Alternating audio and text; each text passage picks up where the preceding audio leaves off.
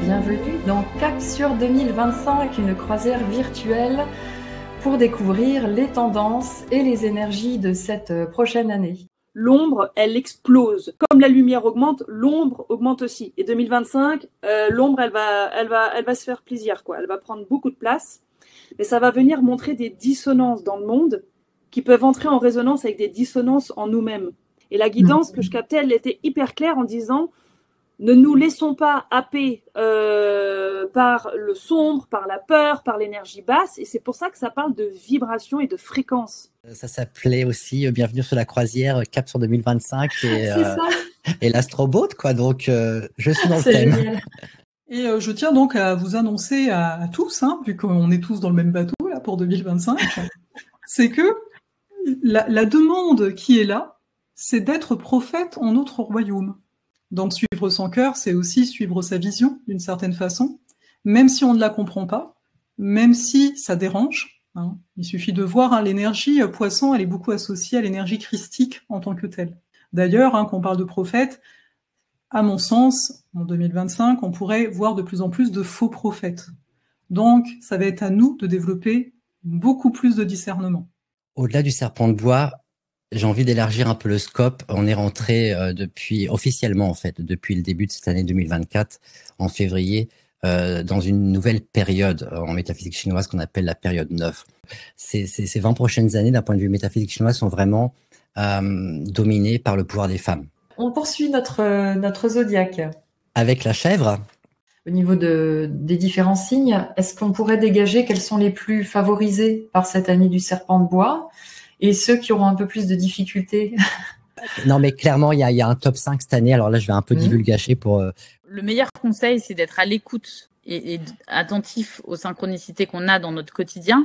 Et je parle pas que des heures miroirs ou des plaques d'immatriculation. Je parle des vraies grosses synchronicités de messages. Par exemple, je le redis, le billet de train qui ne veut pas se prendre est un message. Pour moi, il y a trois stades. Le premier, tu as des petites alertes. Attention, tu vas pas forcément dans la bonne direction. Attention, la décision que tu viens de prendre, c'est pas la bonne, etc. La deuxième alerte, tu commences à avoir des maux physiques assez récurrents, une tendinite, j'en sais rien, tu te coupes, tu vois, il y a des trucs qui reviennent. Et la troisième, on t'arrête. C'est ce qui m'est arrivé en 2017, tu vois. Je me suis fait arrêter net. Tu vois, il fallait vraiment que j'aille sur le chemin que j'avais choisi au départ, mais j'y étais pas du tout. Si on traîne des choses comme ça depuis trop longtemps, on finit par tomber malade. D'où l'expression « Oh là là, cette situation me rend malade ». D'accord? Donc, ce qui est important, c'est vraiment de se libérer avant d'arriver à la maladie, avant d'arriver à une inflammation dans le corps. Et ça fait partie aussi du processus de s'occuper de soi et de se respecter, puisque nous avons plusieurs corps, comme beaucoup d'entre vous le savent.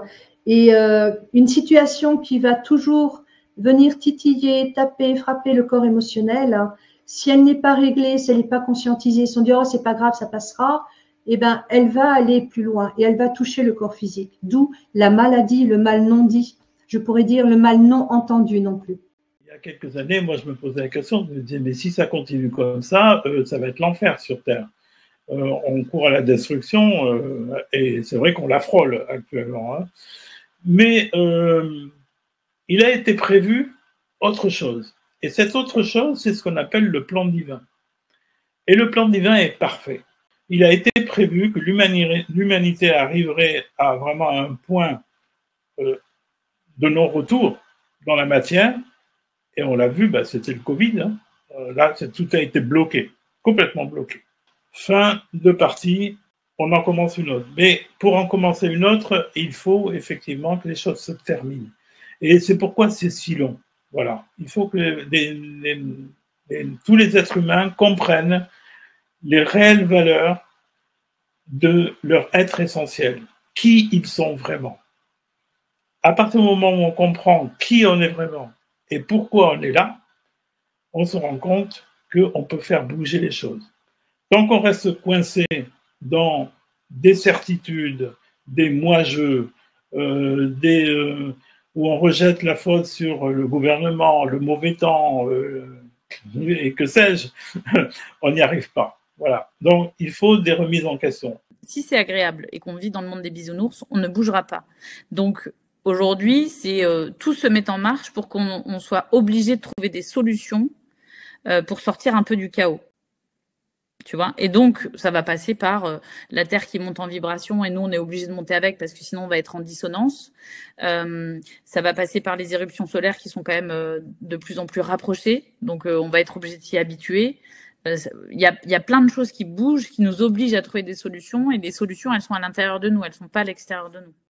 Le nouveau monde est en marche et vous allez, pour certains et certaines d'entre vous, emprunter le chemin vers la lumière parce que vous allez comprendre que vos peurs sont limitantes et beaucoup d'entre vous décideront d'aller chercher leur liberté en 2025. De ce fait, vous serez rejetés par cette société de l'ombre. Vous qui avez travaillé vos blessures d'âme, vous avez été préparés à passer au palier suivant. Le rejet n'aura plus du tout de prise sur vous.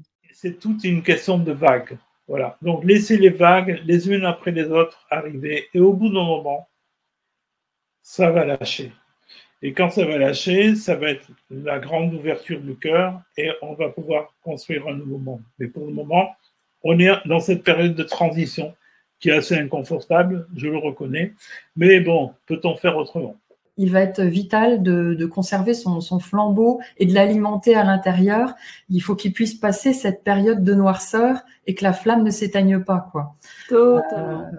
Grâce à des guides éclairés comme vous qui nous avez enseigné tout au long de cette croisière, on a des repères pour pouvoir vivre cette année plus sereinement. Voilà. Donc je suis pleine de gratitude et puis très heureuse d'avoir vécu cette aventure avec vous tous.